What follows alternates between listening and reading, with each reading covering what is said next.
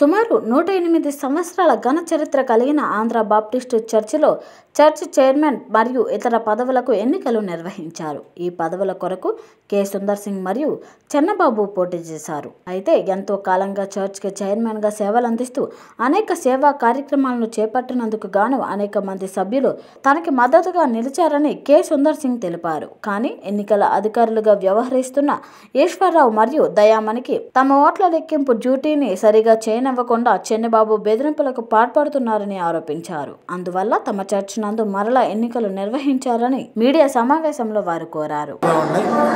నిన్న ఆంధ్ర బాప్టిస్ట్ సంఘంలో జరిగినటువంటి కార్యవర్గ ఎన్నికల్లో ఎలక్షన్ అధికారిగా నేను పనిచేశానండి.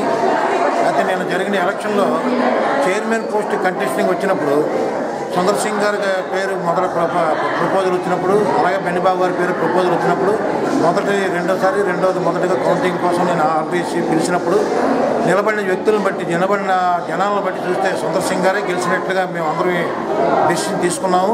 ఆ విధంగానే కౌంటింగ్ కోసం అని పంపించే ఏజెంట్లు కూడా క్యాండిడేట్స్ కూడా కౌంటింగ్ చేసినప్పుడు కూడా ఎక్కువ నెంబర్ వచ్చిందని మేము అంత అనుకున్నాము. కానీ కౌంటింగ్ చూస్తే ఏమనండి, ఆ కౌంటింగ్ చేసిన అధికారుల్లో కొద్దిగా దుర్వినియోగపరిచినట్టుగా మాకు తెలుస్తున్నది. అందులో ఒక వ్యక్తి రాజ్కుమార్ అనే వ్యక్తి, తర్వాత ఇంకా వ్యక్తులు విజయ్ కుమార్ అనే వ్యక్తులు కొద్దిగా అక్కడ కౌంటింగ్ సరిగ్గా జరగనివ్వకుండా సుందర్ సింగ్ గారికి వచ్చిన ఓట్లను తగ్గించేసి నాకు ఇచ్చినట్టుగా ఇప్పుడు నాకు ఈ రోజున రిపోర్ట్ వచ్చిందండి.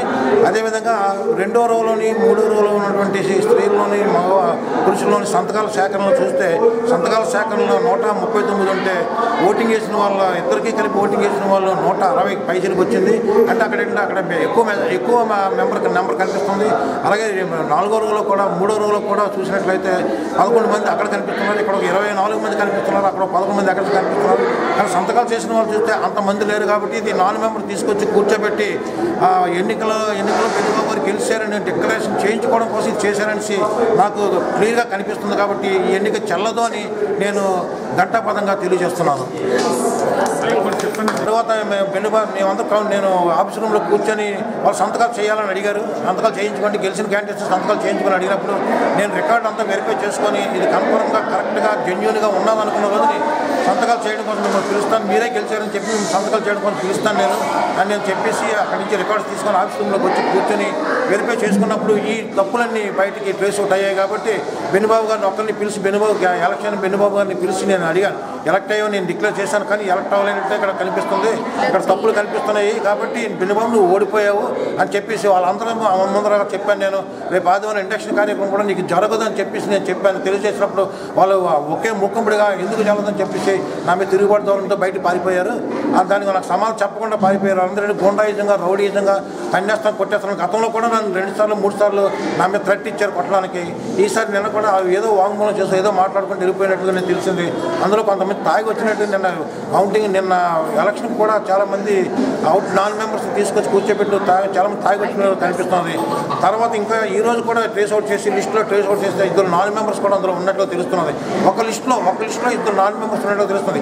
ఏ ఒక్క 4 మెంబర్ ఉన్నా సరే ఎలక్షన్ చెల్లదు అని చెప్పేసి నేను ముందుగానే ఎలక్షన్ స్టార్ట్ చేయడం ముందుగానే నేను చెప్పాను. అది ఏ 20 సార్లు ఏ 30 సార్లు చెప్పాను. కావాలంటే అది సీసీ ఫుటేజ్లు రికార్డింగ్ అందరికీ తెలుసు. బెన్నిబాబు గారికి కూడా నేను చెప్పాను, అందరికీ నేను తెలియజేశాను. ఏమని చెప్పానంటే ఏ ఒక్క 4 మెంబర్ ఉన్నా సరే ఎలక్షన్ చెల్లదని చెప్పాను నేను.